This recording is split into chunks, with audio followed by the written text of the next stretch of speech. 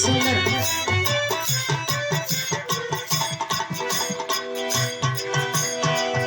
बिरहा आप लोग सुन रहे बड़ी अच्छी।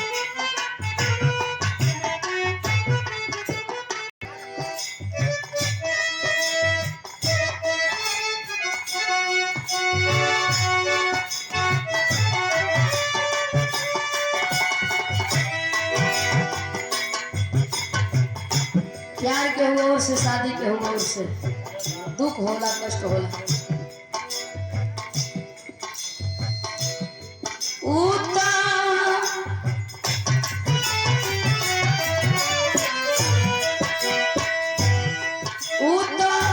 दूसरा के होते फूलवारी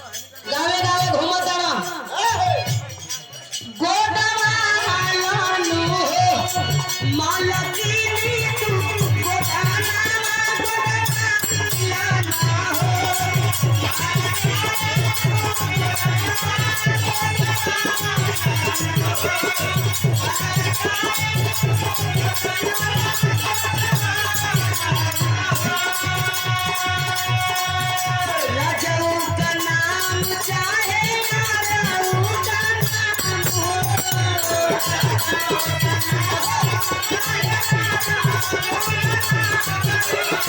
क्या बात है, क्या बात है।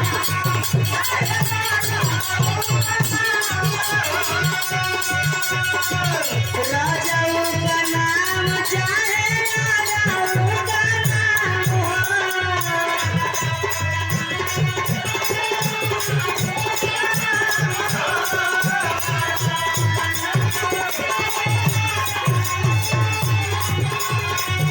बारा नीम लागे तेरा लेके मैं दीवाना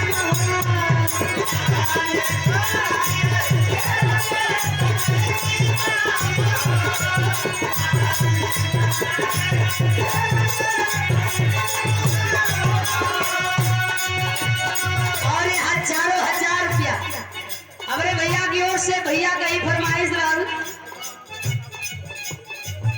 बारा नीम लागे तेरा लेके मैं दीवाना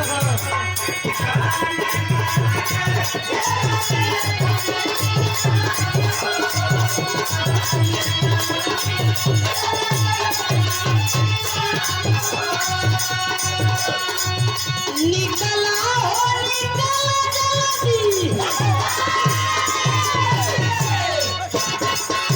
निकला हो निकला जल्दी कौन से बकरिया को निकला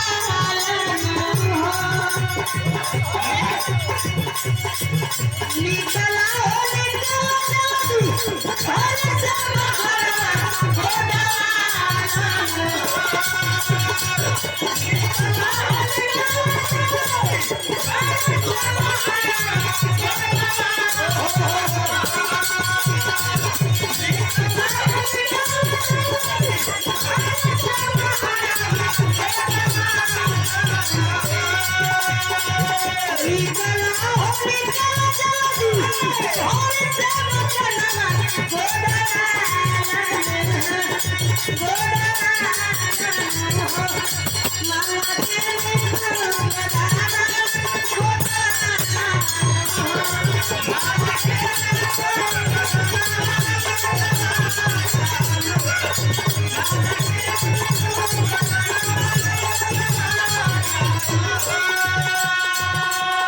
सादर पुरस्कार राजू ठेकेदार। अरे गोरी गोरी जाओ गोरी गोरी जाओ बतावा मैं डमनिया गोरी गोरी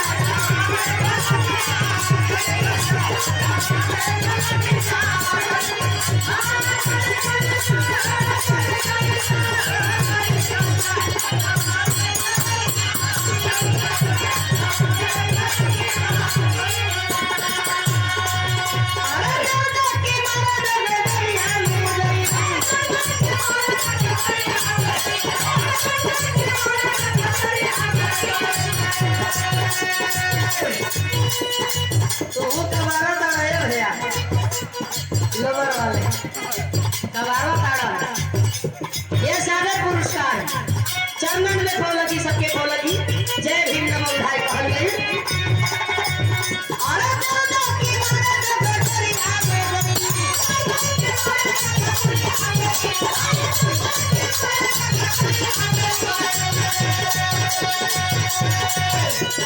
दादा की मारा तो गोरी आगे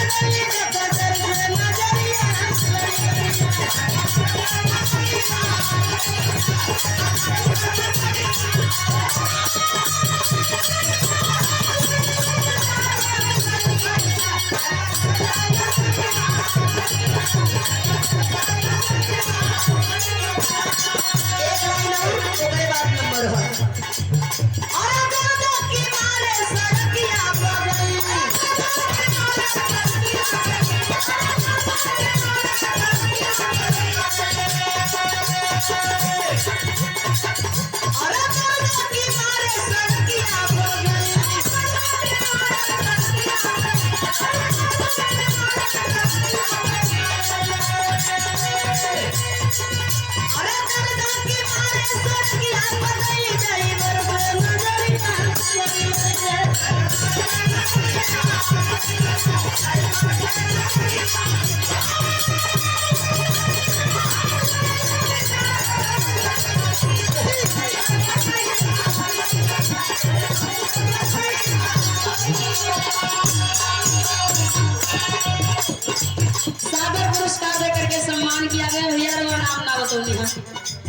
रुपया चरण में पौलगी सबके पौलगी आशीर्वाद के इच्छा मीनाक्षी दीदी की ओर से वो तो के हो भला हमने के भूजा भूज के खिया दिया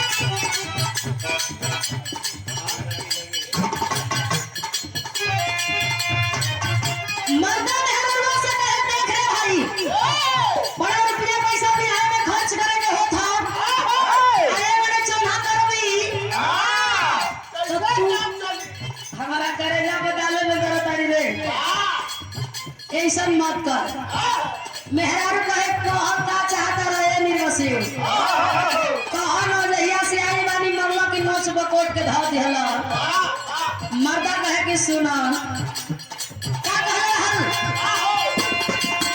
तो हके बना के वही कनिया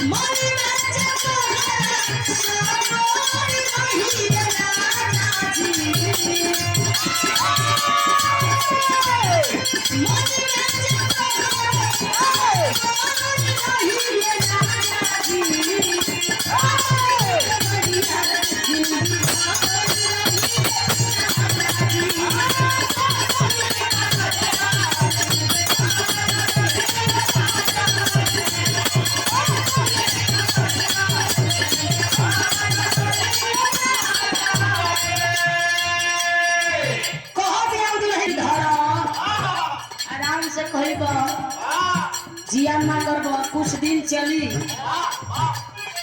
सम्मान भरा पुरस्कार राजू टेंट एवं लाइट हाउस तो हके बना के लेनी कनिया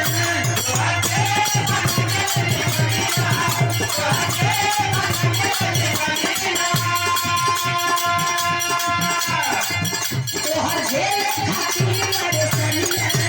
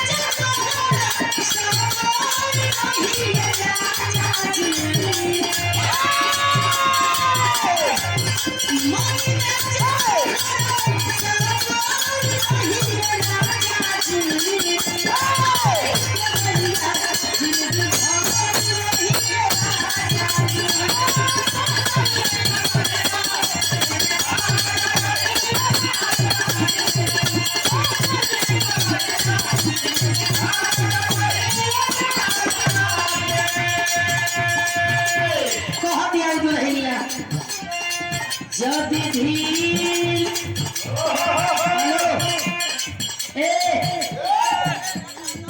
यादव जी दुल्हन कहा दिया जदि धीर धक खोइला हो राजा रे दिले कैसा हो धक खोइला हो राजा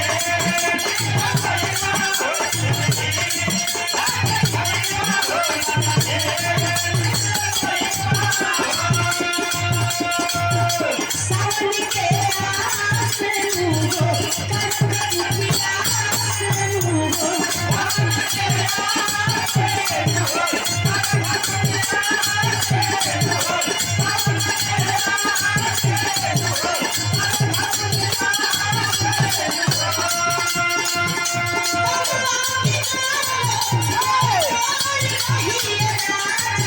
मुगो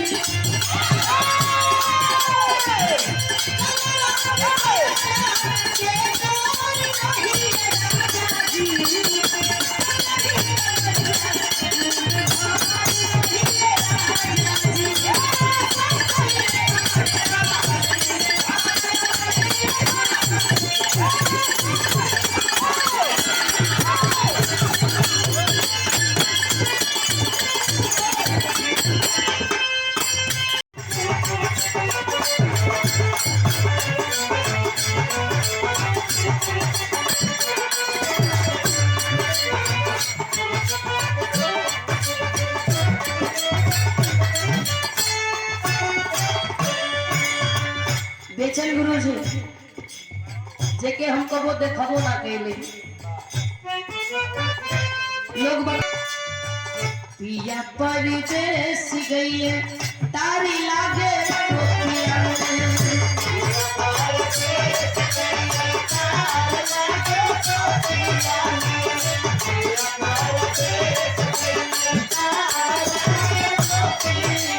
आज की बदले अब 50 लागे टोपिया में आज की बदले अब 50 लागे टोपिया में पिया परदेस गइए तारी लागे टोपिया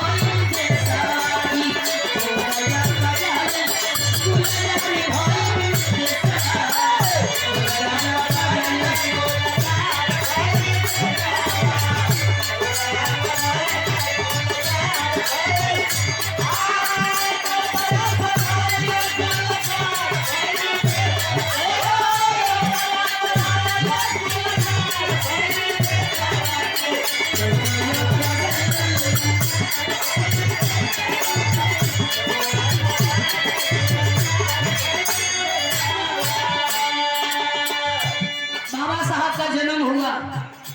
पढ़ाई पूरा करे बदे बाबा साहब गइलन। स्कूल में भेदभाव होके लगल। बाबा साहब के स्कूल से बाहर निकाल दिया गए। बताओ जरा कि स्कूल के बाहर बैठ के बाबा भीम जी अपन शिक्षा प्राप्त कइलन। अपने देश में जो ना देश के विशाल पढ़ाई पूरा करे बदे जो ना देश में संविधान लिखलन, वही देश में भेदभाव तानाशाही होके लगल। बाबा साहब अपन देश छोड़ के पढ़ाई पूरा करे गइलन। कहां गइले स्कूल ताकि भेदभाव कइले।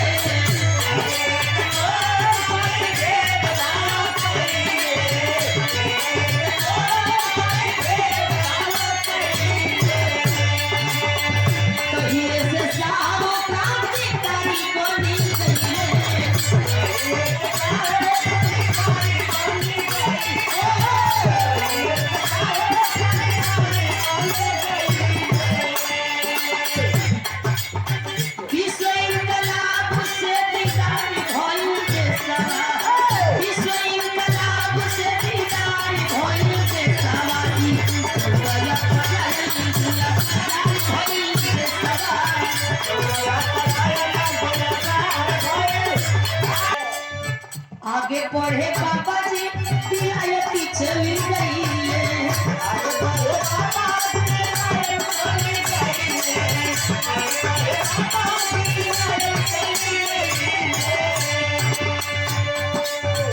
एशिया में सबसे विद्वान बन के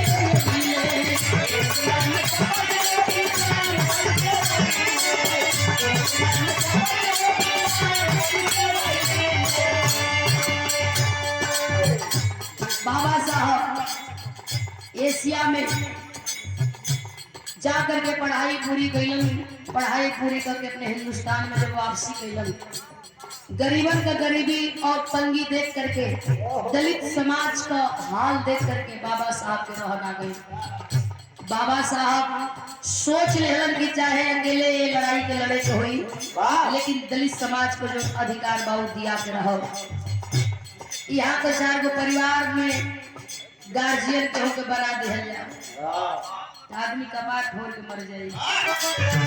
एशिया में सबसे विद्वान बन के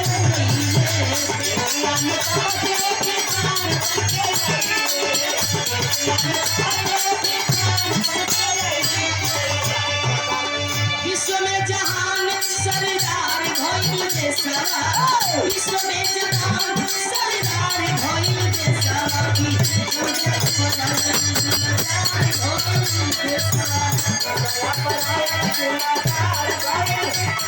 लोग कहला कि गले में हाड़ी और पीछे कमर में झाड़ू। दलित समाज के लोगन के बांधल जाओ, जो ने रास्ते से चल है पैर कर चीनी मिटा दे। ये समय कोनो चीज के कमी ना बा, फिर भी माई बाप मनमानी करत हो कहीं लइकन के 10 किलो 12 किलो 15 किलो को बोझा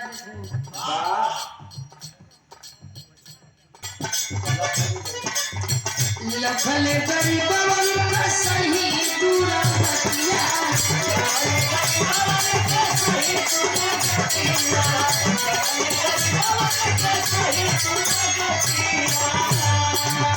ये संविधान बियर का बाजी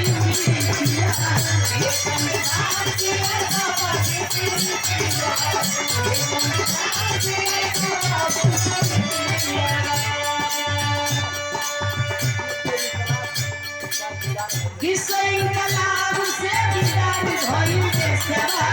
विश्व इंकलाब से दीदार भइल देशवा।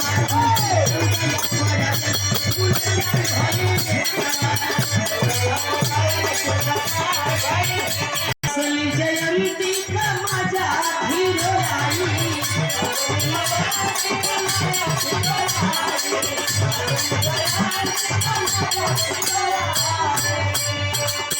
दिल्ली वाली कुर्सी दैया ले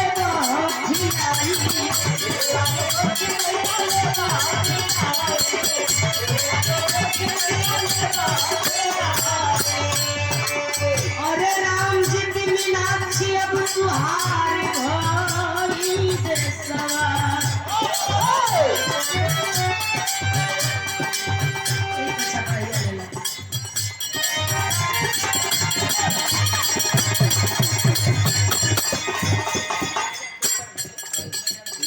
दारू पिए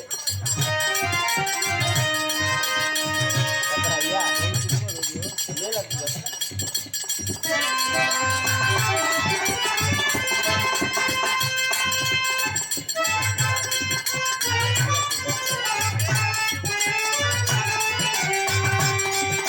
और दिनों के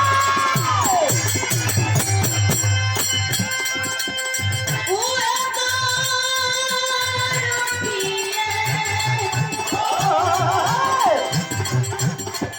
और रतिया के गाजा राजा अरे खोखरी रे भई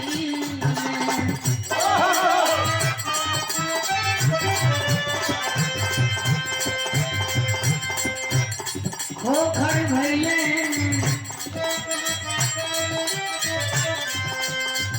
दिनों के ओ दारू पिए और रतिया के गाजा राजा खोखर भइले बुझना अरे पवना जवनिया राजा राजा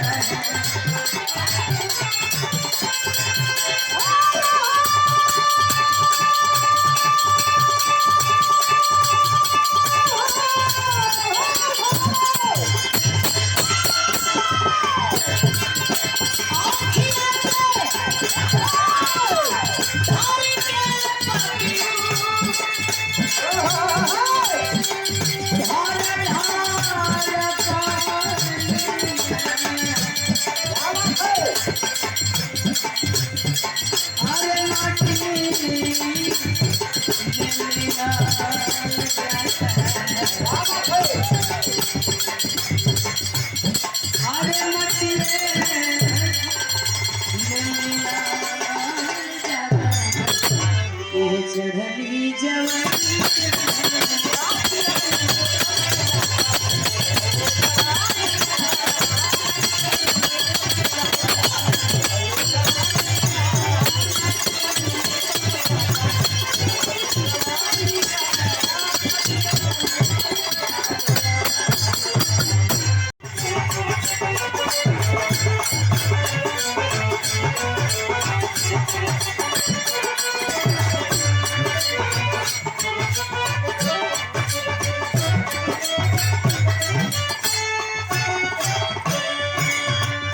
बेचन गुरु जी जेके हमको वो देखबो ना कैले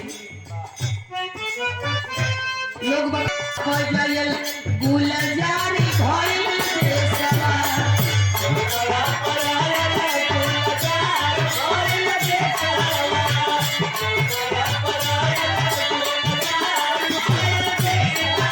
खुशियां में रूपनु बनारी भइल देशवा खुशियां में रूपनु बनारी भइल देशवा बजायल गुलजारी भइल देशवा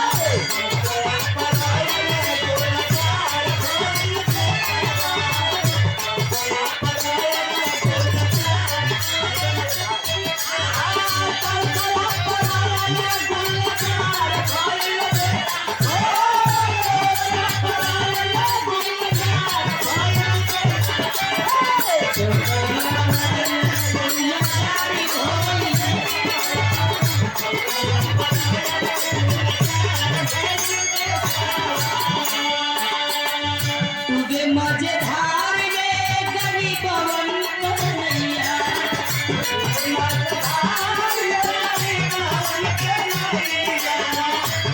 भीमा बाई दिया तो भूत खेलैया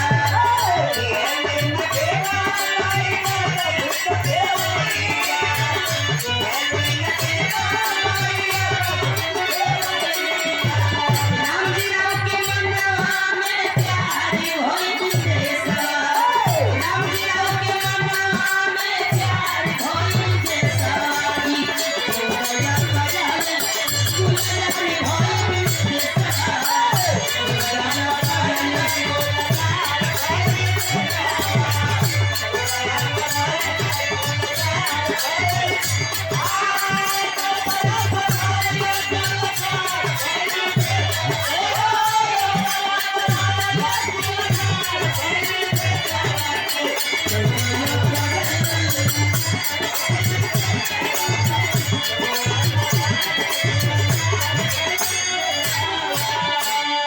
बाबा साहब का जन्म हुआ पढ़ाई पूरा करे बदे बाबा साहब गइलन स्कूल में भेदभाव होखे लगल बाबा साहब के स्कूल से बाहर निकाल दिहल गए बतावल जाला कि स्कूल के बाहर बैठ के बाबा भीम जी अपन शिक्षा प्राप्त कइलन अपने देश में जो ना देश के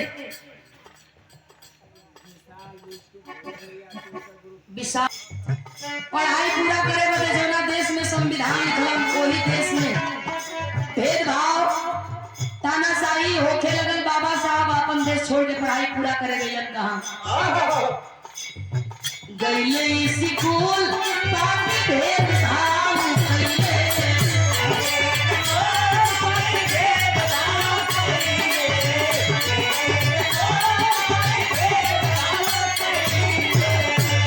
कहिए से साहब क्रांतिकारी बनी गइले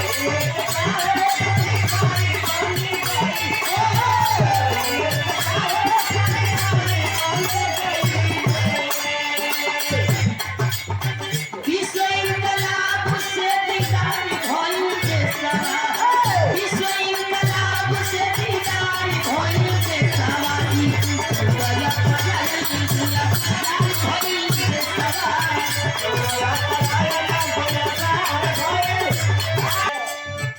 आगे पढ़े बाबा जी विलायती चली गई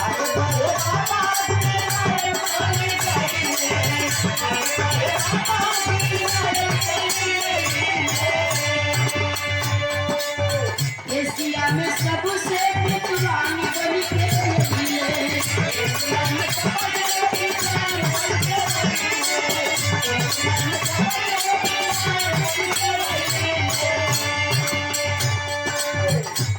बाबा साहब एशिया में जा करके पढ़ाई पूरी कैलन पढ़ाई पूरी करके अपने हिंदुस्तान में जब वापसी कैलन गरीबन का गरीबी और तंगी देख करके दलित समाज का हाल देख करके बाबा साहब के रहन आ गए बाबा साहब सोच लेहलन कि चाहे अकेले ये लड़ाई के लड़े के हुई, वाह लेकिन दलित समाज को जो अधिकार बाबू दिया के रहो। यहाँ के 4 गो परिवार में गार्जियन के होके बना दिया जाए, आदमी कपार फोड़ के मर जाए। एशिया में सबसे विद्वान बड़ी के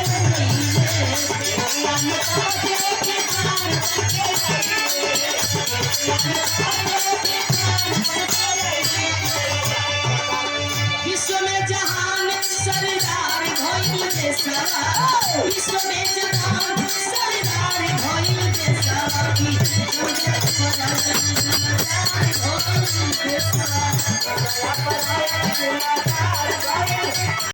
लोग कहला कि गले में हाड़ी और पीछे कमर में झाड़ू। दलित समाज के लोगन के बांधल जाओ, जो ने रास्ते से चल यहाँ पैर कर चीनी मिटा दे।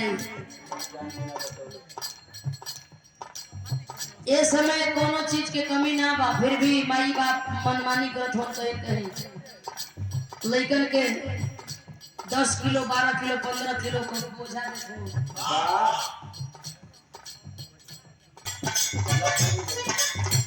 लखल गरीबवन का सही दूरा बतिया,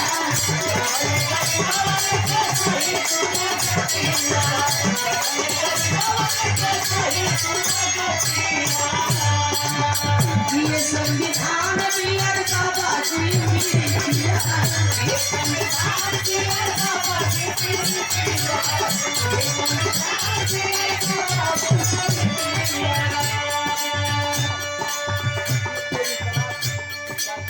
किस इंकलाब से दीदार भइल देशवा, किस इंकलाब से दीदार भइल देशवा,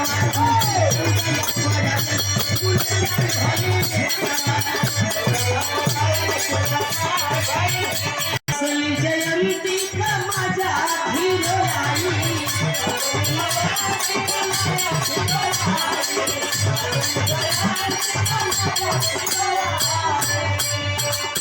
दिल्ली वाली कुर्सी दैया ले बहुत खिलाई,